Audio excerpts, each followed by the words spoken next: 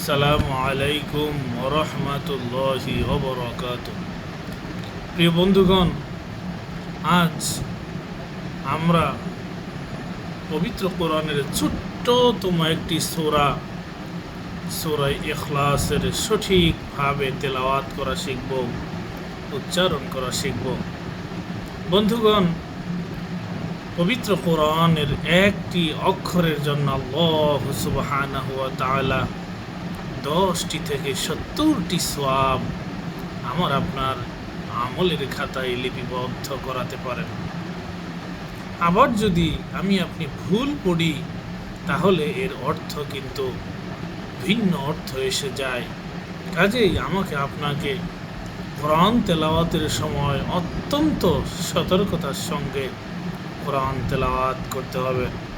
আমরা নামাজের মধ্যে সূরা ইখলাস কিন্তু বেশিরভাগ মানুষই আমরা পড়ে থাকি। কাজেই চলুন আমরা সহি শুদ্ধভাবে সূরা ইখলাস পড়ার চেষ্টা করি। বন্ধুগণ, শিখার কিন্তু কোনো বয়স নেই। শিখার জন্ম থেকে মৃত্যু পর্যন্ত হলো শিখার সময়। আপনার বয়স হয়ে গেছে, আপনি কোরআন পড়া পারেন না, আপনি শিখবেন, লজ্জা করেন।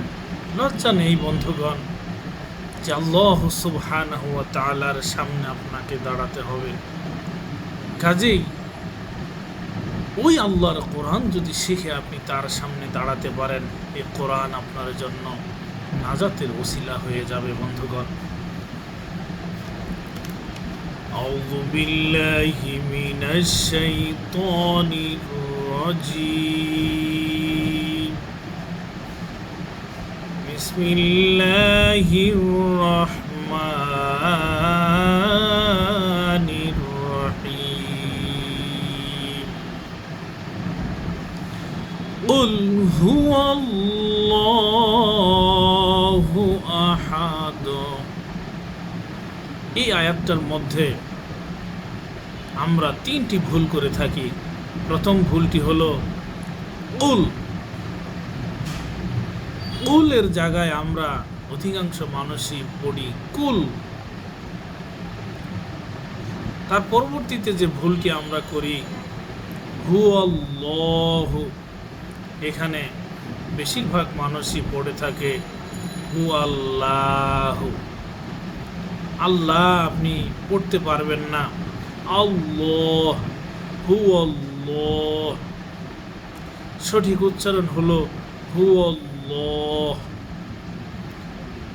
আপনি এটি আল্লাহ মোটা করে পড়তে হবে, যেহেতু আগের আলিফ পরের আলিফের সঙ্গে তাজদিদের সম্পর্ক রয়েছে, তাজদিদ দিয়ে সম্পর্কিত হয়েছে। কাজেই এটি আপনাকে মোটা করে পড়তে হবে।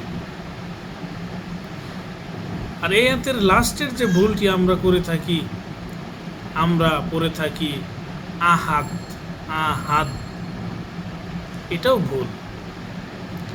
সঠিক উচ্চারণ হলো আহাদ আহাদ। কুল হুয়াল্লাহু আহাদ। তাহলে একটি আয়াতের মধ্যে যদি আমরা তিনটি ভুল যদি আমরা করে থাকি, নামাজের মধ্যে যে সূরাটি সবচাইতে বেশি আমরা পড়ে থাকি, সেখানে যদি 3টি ভুল আমি আপনি যদি করে থাকি, আল্লাহ সুবহানাহু ওয়া তাআলার বিচারের কাঠগড়ায় কিন্তু আমাকে আপনাকে দাঁড়াতে হবে। কাজেই শুদ্ধভাবে এটা আমাকে আপনাকে অবশ্যই শিখতেই হবে। কুল হুয়াল্লাহু আহাদ। তাহলে আমরা কখনোই কুল পড়ব না, আল্লাহ বলবো না, আহাদ বলবো না। সঠিকভাবে বলবো কুল আল্লাহ আহাদ। কুল হুয়াল্লাহু আহাদ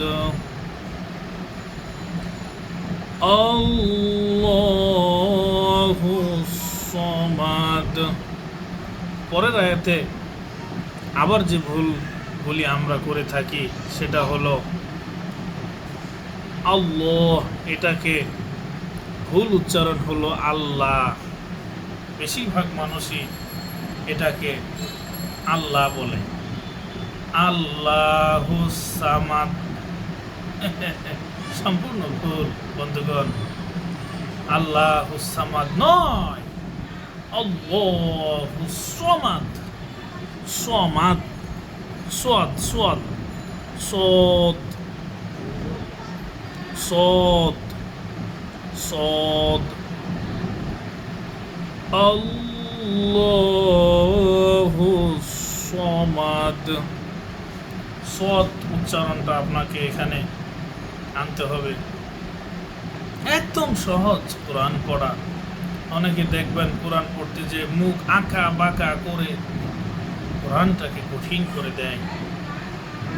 আসলে আল্লাহ সুবহানাহু ওয়া তাআলা কোরআনে বলেছেন, কোরআনটা আমি তোমাদের জন্য সহজ করে নাজিল করেছি।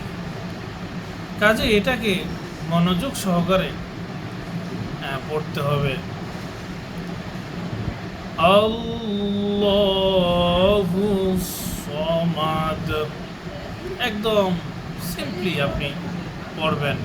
আল্লাহর জায়গায় আল্লাহুস সামাদ, সামাদ নয়, সিন নয়, সদ। সদের উচ্চারণ এখানে অবশ্যই করতে হবে।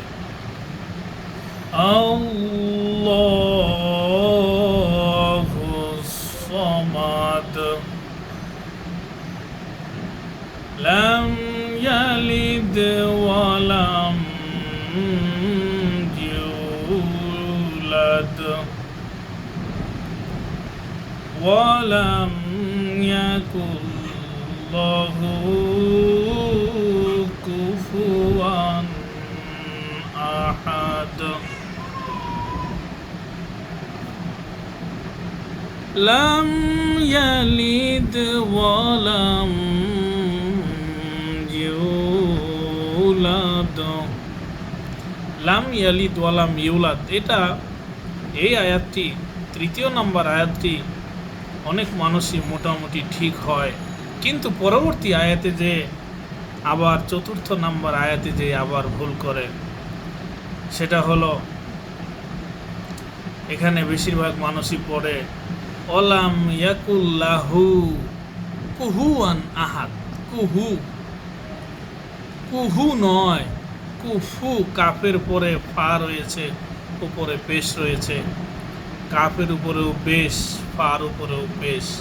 এটা স্পষ্ট উচ্চারণে আসতে হবে। কুফুয়ান আহাদ, আহাদ নয়, আহা।